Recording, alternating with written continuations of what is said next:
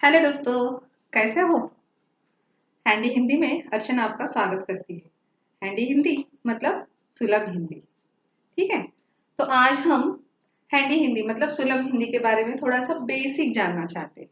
Basic जो भी है वो आपको बेसिक से आपको पता होना चाहिए। ठीक है। तो सबसे पहले हम आज सीखने वाले हैं भाषा और व्याकरण। ठीक है। आज हम भाषा और व्याकरण यह टॉपिक सीखने वाले हैं। तो यह आपको समझने के लिए सबसे पहले आपने मेरा चैनल, जो अर्चना का चैनल है हैंडी हिंदी, उसको लाइक, सब्सक्राइब और शेयर करना नहीं भूलना है। ठीक है। तो फिर हम आज का टॉपिक शुरू करते हैं, जो कि भाषा और व्याकरण के नाम से जाना जाता है। भाषा और व्याकरण। भाष भाष यह जो संस्कृत धातु वाला शब्द है, भाष यानी संस्कृत धातु का जो शब्द है, यह भाषा यानी कि बोलना। भाष का अर्थ क्या होता है संस्कृत में? बोलना। एक मनुष्य होता है, हमारा मनुष्य जो होता है, मनुष्य के विचारों को आदान प्रदान करने के लिए भाषा की जरूरत होती है। भाषा हमारे विचारों को आदान प्रदान करने में सहायता करता है ना? तो ये भाषा हमारे जीवन में बहुत महत्वपूर्ण योगदान देता है। ठीक है। तो उसकी परिभाषा हम कैसे कहेंगे? भाषा की परिभाषा आपने देखी होंगी, यहाँ पे लिखा है। देखो, एक भाषा को हम, भाषा और व्याकरण को अंग्रेजी में हम क्या कहते हैं? Language and grammar. इसको हम लैंग्वेज और एंड ग्रामर के नाम से पहचानते हैं। भाषा भाषा यह जो शब्द है संस्कृत के भाष धातु से बना है, जिसका अर्थ होता है बोलना। जिसका अर्थ क्या होता है? बोलना। ठीक है। उसकी परिभाषा हम कैसे कहेंगे? भाषा वह साधन है जिसकी सहायता से मनुष्य अपने मन के भाव और विचारों को प्रकट करता है तथा दूसरों के मन के भाव और विचारों को समझ सकता है। ठीक है। समझ में आया भाषा का अर्थ क्या होता है? भाषा यह जो भाष शब्द संस्कृत का जो धातु है भाष यानी बोलना, इससे बना है। हमारे विचारों का आदान प्रदान करने के लिए भाषा की जरूरत होती है। ठीक है। अभी दोस्तों बताइए, ठीक है, भाषा भाषा के मुख्य रूप कितने हैं? कौन बताएगा? भाषा के मुख्य रूप कितने हैं? हाँ, मुझे लगता है वहां से बहुत सारे बच्चे, बहुत सारे सब्सक्राइबर, व्यूअर्स वहां से जवाब दे रहे हैं। भाषा के मुख्य दो रूप होते हैं। कौन से हैं भाषा के मुख्य दो रूप? भाषा के भाषा के मुख्यतः रूप कौन से हैं?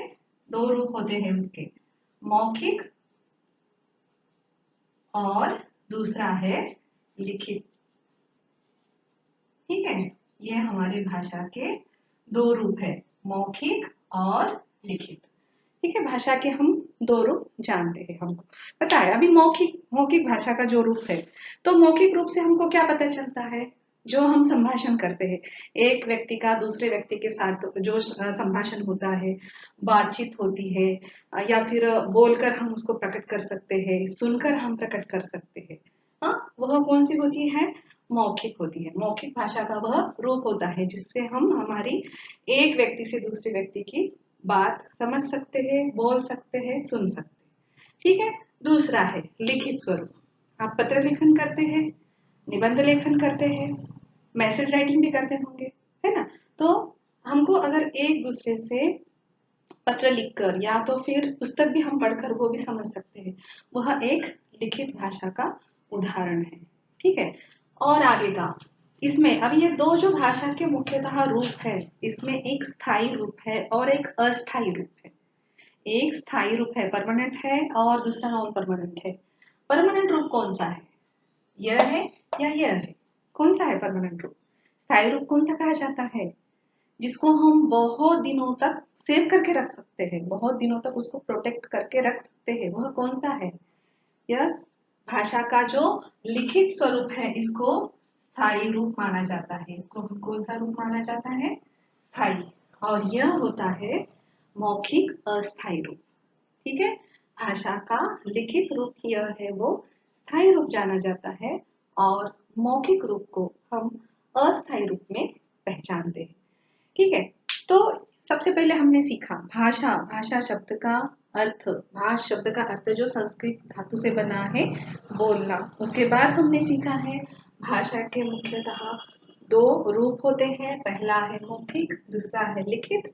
जो लिखित रूप है उसका स्थायी रूप है और मौखिक रूप है वह अस्थायी रूप है। ठीक है, ये सबसे पहले हमारा हो गया भाषा। अभी दूसरा सीखेंगे हम। भाषा हो गया है, उसके बाद दूसरा है लिपि। दूसरा है लिपि। ठीक है, यह हमारी लिपि कहलाती है। यह जो हमारी लिपि कहलाती है, सॉरी,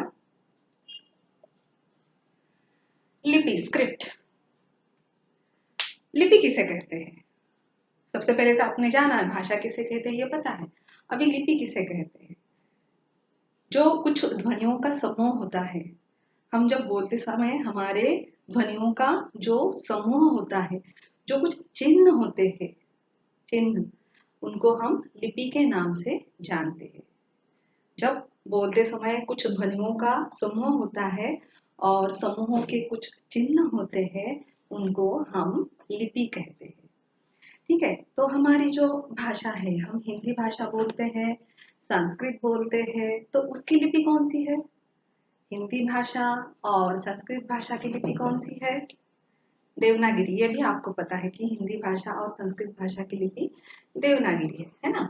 दूसरा है हमारा, जैसे अंग्रेजी है, फ्रेंच है, जर्मन है, तो उनकी भाषा की लिपि कौन सी है? अंग्रेजी, फ्रेंच, जर्मन, उनकी रोमन है। उनकी कौन सी लिपि कहा जाती है?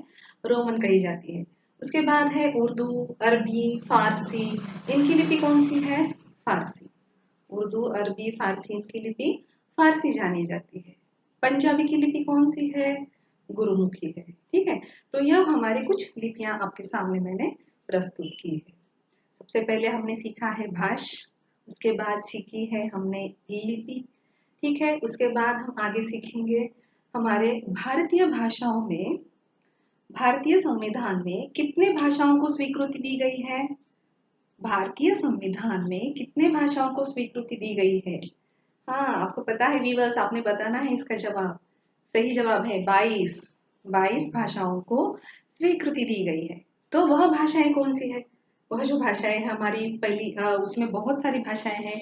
असमिया है, कोंकणी है, नेपाली है, मराठी है, उसके बाद बोडो है, उर्दू है, उसके साथ गुजराती है, उड़िया है, पंजाबी, मलयालम है, मैथिली है, हिंदी है, कन्नड़ है, तमिल है, बंगला है, संस्कृत है, उसके बाद संथाली है, कश्मीर है, तेलुगु है, मणिपुरी है और डोगरी है, सिंधी है भाषा। इन भाषाओं को स्वीकृति भारतीय संविधान में दी गई है। तो जैसे कि आपको पता है हिंदी भाषा दिन, हिंदी भाषा का जो दिन होता है वो कब मनाया जाता है? कब मनाया जाता है हिंदी दिवस? हम कब मनाते हैं हिंदी दिवस? ये आपका पहचान वाला सवाल है। हिंदी दिवस हम कब मनाते हैं? 14 सितंबर को, है ना। तो हमारे भारतीय संविधान में कब स्वीकृति दी गई थी? कौन से सन में स्वीकृति दी गई थी? 14 सितंबर 1949, 1949 को परमिशन दी गई थी। ठीक है, तो यह जो भाषाएं होती है, यह हमारी जो राजभाषा के स्वरूप में मान्यता मिली है। तब हमारी हिंदी को राजभाषा के स्वरूप में 14 सितंबर 1949 को मान्यता मिली है, स्वीकृति मिली है।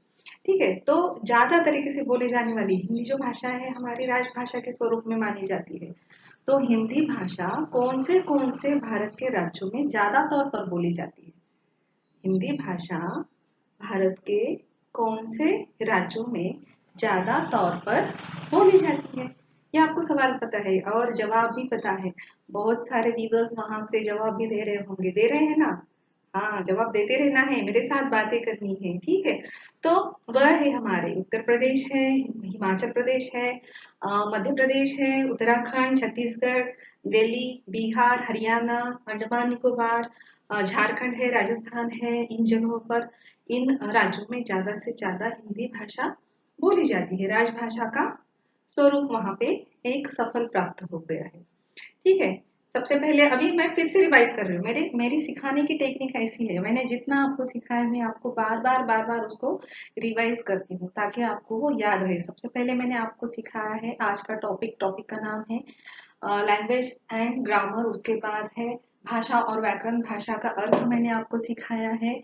लिपि सिखाई है। लिपि के बाद हमने हमारी हिंदी राजभाषा का दिन जो होता है वह कब मनाना शुरू किया है, कौन से साल से मनाना शुरू किया है, हमारे भारतीय राज्यों में कौन से राज्यों में ज्यादा तौर पर हिंदी भाषा बोली जाती है, इसके बारे में भी मैंने आपको बताया है। ठीक है, तो आगे हम सीखते हैं जो कि हिंदी भाषा है। हिंदी भाषा की भी उपभाषाएं होती है। टॉपिक्स एंड सब टॉपिक्स आपको पता होंगे। हिंदी भाषा के भी उपभाषा और बोलियां होती है। तो जैसे कि अभी कौन सी उपभाषाएं है, पश्चिमी हिंदी है, पूर्वी हिंदी है, पहाड़ी हिंदी है, तो हम देखेंगे। सबसे पहले हम देखेंगे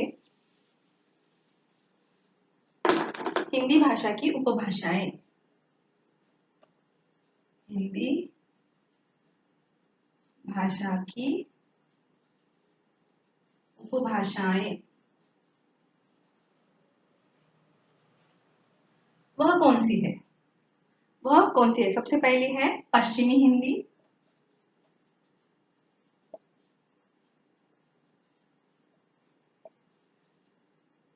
उसके बाद है ये हमारे पांच है। पहली है पश्चिमी हिंदी, दूसरी है पूर्वी हिंदी,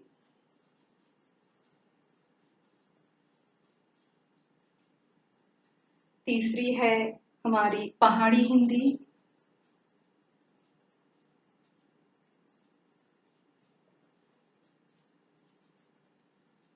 उसके बाद है राजस्थानी और मागधी हिंदी। राजस्थानी हिंदी और मागधी हिंदी।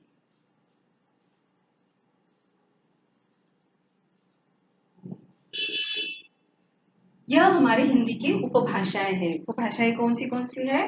पश्चिमी हिंदी है, पश्चिमी हिंदी है, पूर्वी हिंदी है, पहाड़ी हिंदी है, राजस्थानी हिंदी है, मागधी हिंदी है। यह हमारी भाषा हिंदी भाषाओं की उपभाषाएं हैं। उपभाषा उसका अर्थ क्या होता है? हिंदी की उपभाषा मतलब भाषा का जो छोटा रूप होता है उसको उपभाषा के नाम से पहचाना जाता है। तो लेकिन अभी सबसे पहले आपको पता होना चाहिए कि पश्चिमी हिंदी का अर्थ क्या है। आपको डायरेक्शन पता है? पूर्व दिशा, पश्चिम दिशा आपको पता है? हाँ, तो ये जो डायरेक्शन होते हैं उसके हिसाब से इनकी रचना वहां से वो उस तौर पर चली जाती है। जो पूर्व में रहने वाले हैं वो पूर्व राज्य कहलाते हैं, पश्चिम में रहने वाले हैं पश्चिम राज्य कहलाते हैं, उत्तर या दक्षिण में है उस तरीके से हम उनको जानते हैं। तो यह है सबसे पहले हमारी हिंदी भाषा की उपभाषा में है पश्चिमी हिंदी, पूर्वी हिंदी, पहाड़ी हिंदी, राजस्थानी हिंदी और मागधी हिंदी। ये हमारे हिंदी की उपभाषाएं हैं। अभी ये आपको पता चला होगा कि ये क्या सिखा रहे हैं मैडम, ये तो हमको कुछ समझ में नहीं आ रहा है, इसका अर्थ क्या होता है।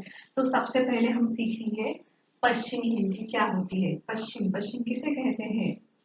दिशा है, याद आ रहा है? ये दिशा है, ये हमारी दिशा है ना?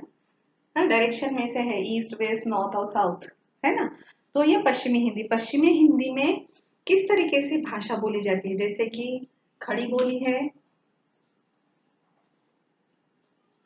खड़ी बोली, ब्रजभाषा। ये अगर आपने पढ़ा होगा किसी ने, संत कबीर, मीराबाई, ये जो संतों के जो साहित्य अगर किसी ने पढ़े होंगे तो आपको इसका पता चल रहा होगा कि ये क्या बात है और ये क्या चीज है, ये खड़ी बोली है क्या, ये ब्रजभाषा है क्या। उनकी लेखन शैलियां जो थी वह उस तरीके की थी। जो संत कबीर थे, रोहिदास थे, जिन्होंने अपने हिंदी में अपना योगदान दिया, हिंदी भाषा में अपने साहित्य से योगदान दिया है। बुंदेली हिंदी है, कन्नौजी हिंदी है, इसी में आती है बुंदेली हिंदी, कन्नौजी है,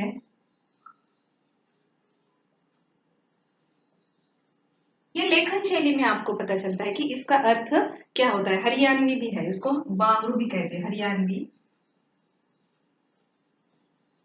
हरियाणवी हिंदी भी है, उसको बांगरू भी कहते हैं। ठीक है, इस नाम से भी हम जानते हैं उनको।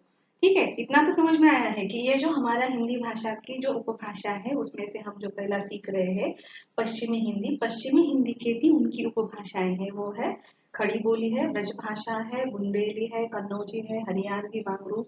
यह उनके अलग अलग भेद है, लेखन शैलियां हैं ये मैं आपको धीरे धीरे आपको जब मैं सिखाऊंगी इसके वीडियो आएंगे तब मैं उसका आपको पूरा क्लेरिफिकेशन करवा के लूंगी कि खड़ी बोली किसे कहते हैं, कन्नौजी हिंदी किसे कहते हैं, ब्रजभाषा किसे कहते हैं, हरियाणवी हिंदी कैसे कहते हैं।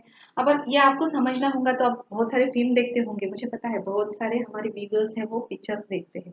तो पिक्चर देखते समय आप कभी बंगाली पिक्चर देखते हो, कभी उड़िया देखते हो, कभी अंग्रेजी फिल्म भी देखते हो, तो उनकी जो शब्द रचनाएं होती है उससे उसी से ही आपको पता चलता होगा कि उनकी भाषण शैली जो है वो लेखन शैली है वो किस तरीके से। ठीक है, आगे की हम सीखेंगे पश्चिमी हिंदी हो गया हमारा, आगे है पूर्वी हिंदी।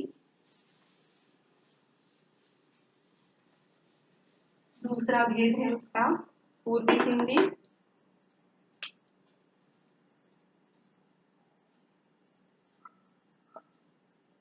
हाँ, ये जो पूर्वी हिंदी है हिंदी भाषा की एक उपभाषा ही कहलाती है। इसमें अवधी, बघेली और छत्तीसगढ़ी भाषा बोली जाती है। अवधी, बघेली और छत्तीसगढ़ी,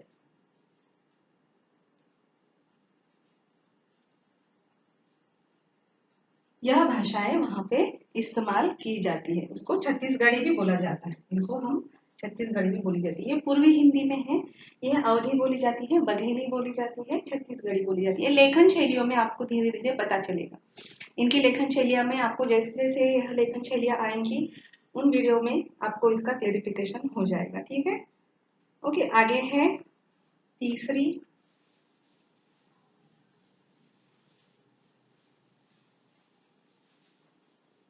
कितने भेद मैंने आपको सिखाए थे। उसके बाद है पहाड़ी हिंदी। पहाड़ी हिंदी, पहाड़ी हिंदी देखो अभी वहां पे गढ़वाली गढ़वाली गढ़वाली होती है, कुमाऊनी होती है, वहां पे गढ़वाली और कुमाऊनी।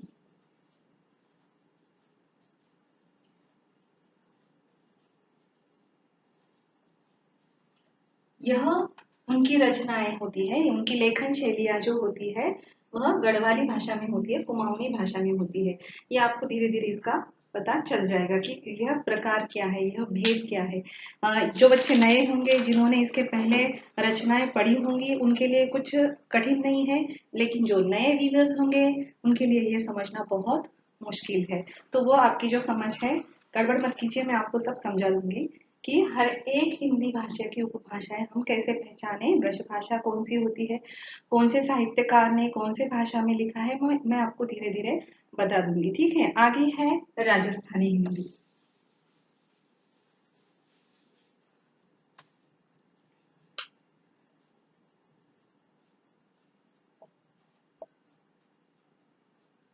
राजस्थानी हिंदी, अभी आपको पता है बहुत सारे मेरे व्यूवर्स है मारवाड़ी भी है।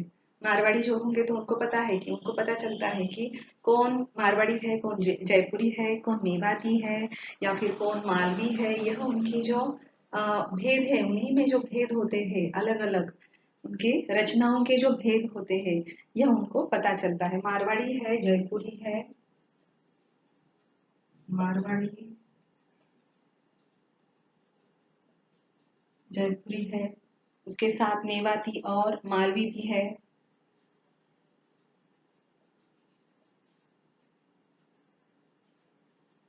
यह भाषाएं एक फिक्स स्थान होता है, उन स्थानों पर बोली जाती है। ठीक है, उसके बाद है आगे की हमारी मागधी हिंदी। मागधी हिंदी,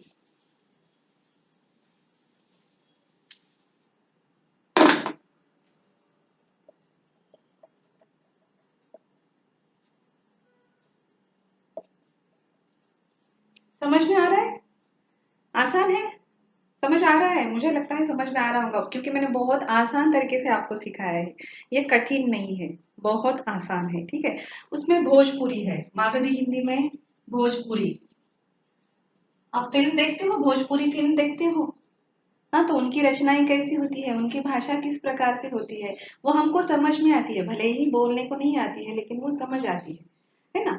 मगधी है, अंगिका है, मगधी, अंगिका, यह मागधी हिंदी में यह हमारी बोलियां हैं। ये अलग अलग प्रकार की बोलियां हैं। ठीक है, आपको मैंने सबसे पहले फिर से मैं रिवाइज कर रही हूँ। आप फिर से बोलेंगे ये टीचर बार बार वही चैप्टर क्यों रिवाइज करते हैं। क्योंकि मेरे जो व्यूअर्स हैं उनको दोबारा पढ़ाई करने की जरूरत नहीं, ये मेरी खासियत है। मैं एक ही चैप्टर आपको उसी दिन उसी समय लर्न करवा के लेती हूँ। ठीक है, अभी बताइए आप, सबसे पहले मैंने आपको क्या सिखाया, हमारे पाठ का नाम बताइए। आज हमने कौन सा पाठ सीखा है, बताइए। भाषा और व्याकरण सही जवाब है, इसको हम इंग्लिश में लैंग्वेज एंड ग्रामर के नाम से जानते हैं। सबसे पहले हमने क्या सीखा, सबसे पहले भाष, भाष यह जो संस्कृत शब्द है उसका अर्थ हमने सीखा है ना, सीखा है, याद आ रहा है सबको।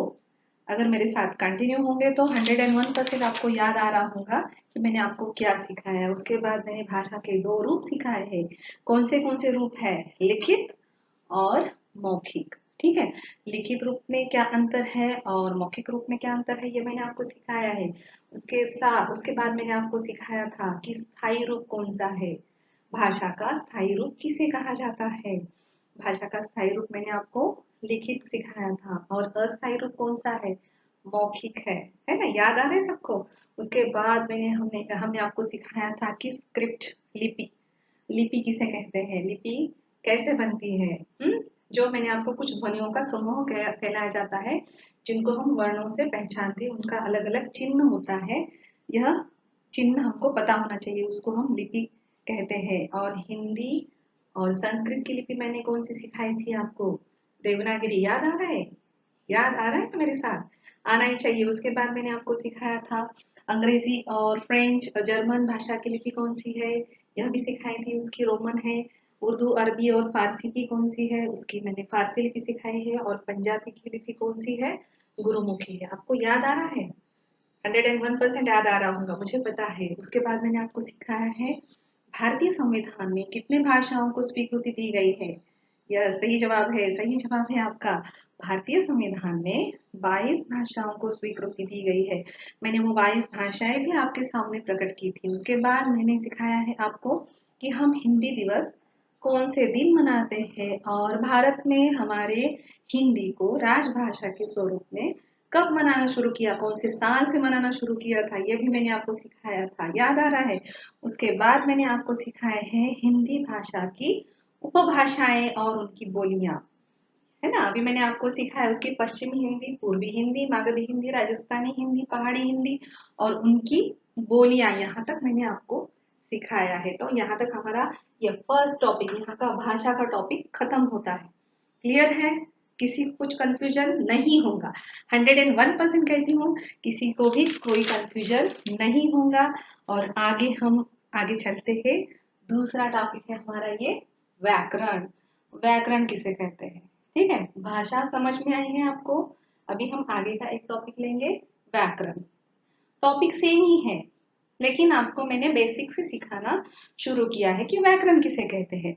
भाषा के जो नियम होते हैं, भाषा के नियमों की जानकारी जो जिसमें हमको प्राप्त होती है, भाषा के नियमों की जानकारी जिसमें हमको प्राप्त होती है या जो भी देने वाला होता है, उसको हम उस शास्त्र को व्याकरण कहते हैं। ठीक है, भाषा के नियमों की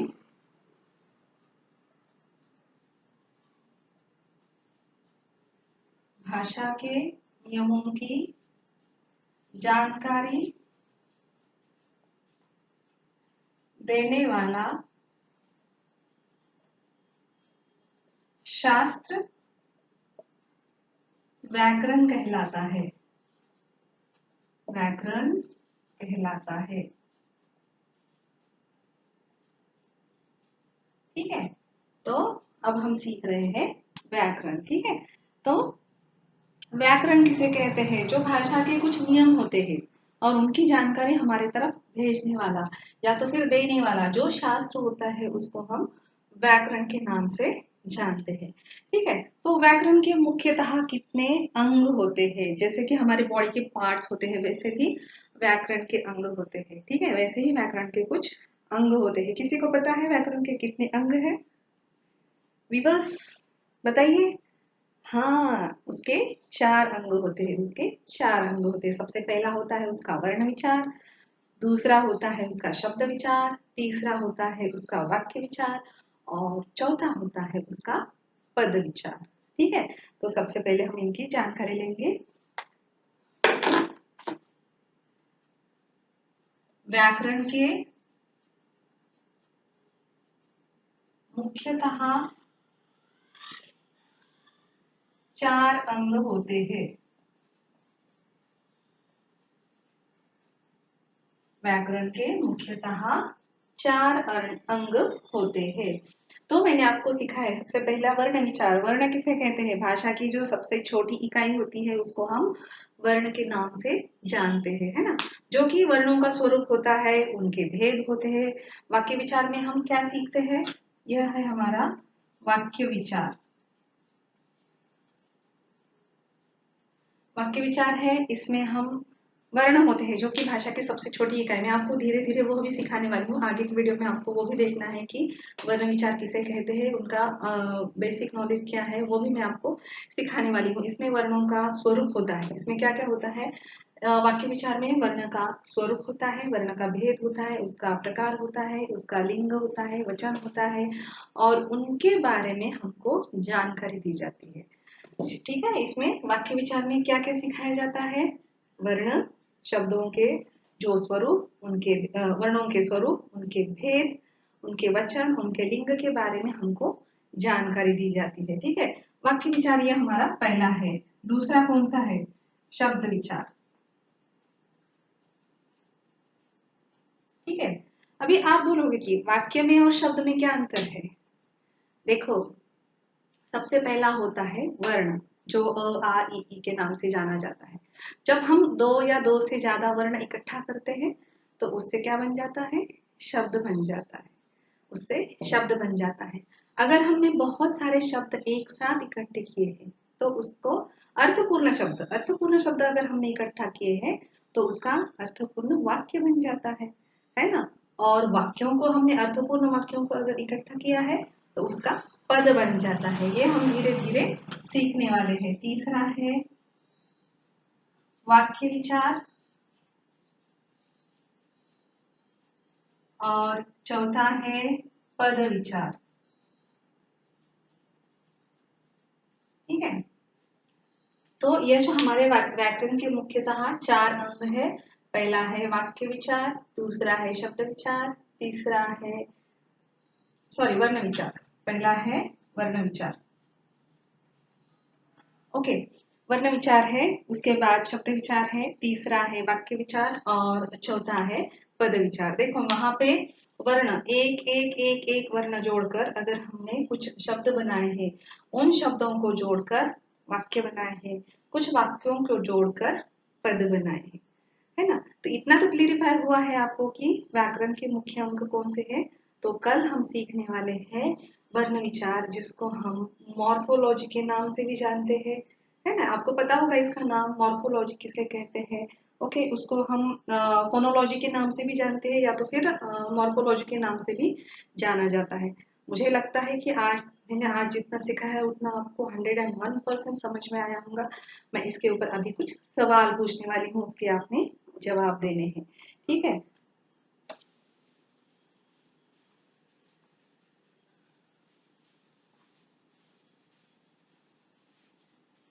मैं आपको इसके ऊपर कुछ सवाल पूछूंगी और आप सभी बच्चों ने उसको अपने नोटबुक में कॉपी करना है और अभी उसका अभ्यास भी करना है, पढ़ाई करनी है और उसके जवाब भी देने हैं, ठीक है। पहला सवाल है, भाष जो संस्कृत संस्कृत से आया वाला शब्द है, ठीक है, उसका अर्थ क्या है?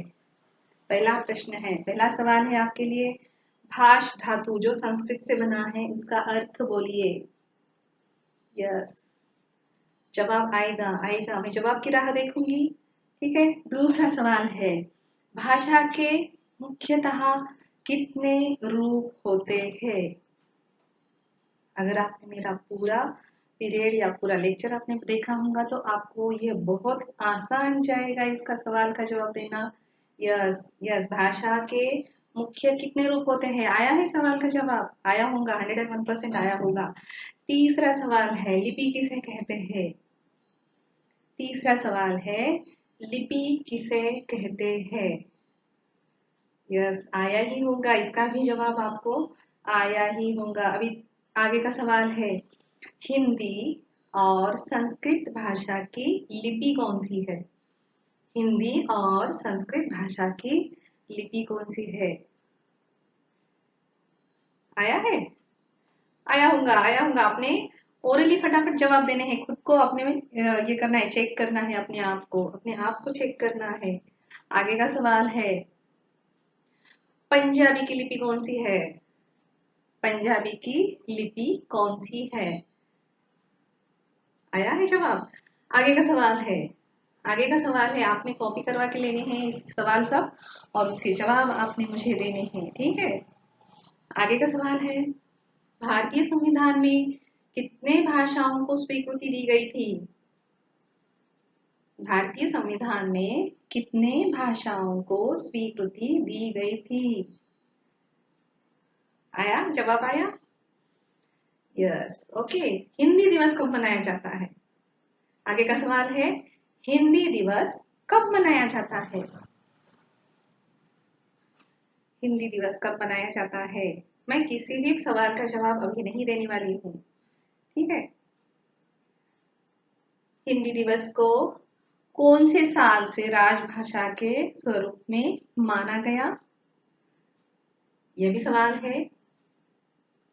हिंदी दिवस को कौन से साल से राजभाषा के स्वरूप में मान्यता मिली या फिर माना गया है। यस। आगे का सवाल है भारत के कौन से राज्यों में ज्यादा तौर पर हिंदी बोली जाती है। यस, भारत के कौन से राज्यों में ज्यादा तौर पर हिंदी भाषा बोली जाती है। निकल लिया है सबने। यस, मुझे जवाब चाहिए आपसे और मुझे 101% ये लगता है कि आप सभी को यह मेरा पाठ जो है वो सिखाने वाला समझ में आया ही होगा। यस। उसके बाद मैंने आगे का सिखाया था आपको हिंदी भाषा की जो उपभाषाएं हैं वह कौन सी है और उनकी बोलियां कौन सी है, यह भी सिखाया था, ठीक है। तो सवाल है राजस्थानी भाषा की बोलियां लिखिए। सवाल है राजस्थानी भाषा की बोलियां लिखिए। उसके बाद आगे का सवाल है व्याकरण की परिभाषा क्या है। उसके बाद आगे का सवाल मैं आपको पूछ रही हूँ व्याकरण की परिभाषा कैसे कहेंगे, आप उसको कैसे याद रखेंगे। लिखा है। यस। आगे का सवाल है व्याकरण के मुख्यतः कितने अंग है। व्याकरण के मुख्यतः कितने अंग है, उनके नाम बताइए। आगे बताना है आपने व्याकरण के मुख्यतः कितने अंग हैं और वह कौन से। और कल के वीडियो में हम सीखने वाले हैं वर्ण विचार। सबसे पहला जो है मॉर्फोलॉजी के नाम से हम जानते हैं। तो कल फिर मेरे साथ जुड़े रहना है। अगर मेरी पढ़ाई आपको अच्छी लगी होंगी, मैंने सिखाने वाला पाठ आपको अच्छा लगा होगा तो लाइक शेयर और सब्सक्राइब करना नहीं भूलना है। और कल फिर हम इसी समय मिलेंगे एक नए पाठ के साथ, नए अध्ययन के साथ। हमारी जो अर्चना की एक चैनल है हैंडी हिंदी में, हम आपको कल फिर मिलेंगे। तब तक बाहर नहीं जाना है। हमारे जो सरकार को हमने हमारा थोड़ा सा योगदान देना है, घर पे रहना है, अपनों का और खुद का ख्याल रखना है।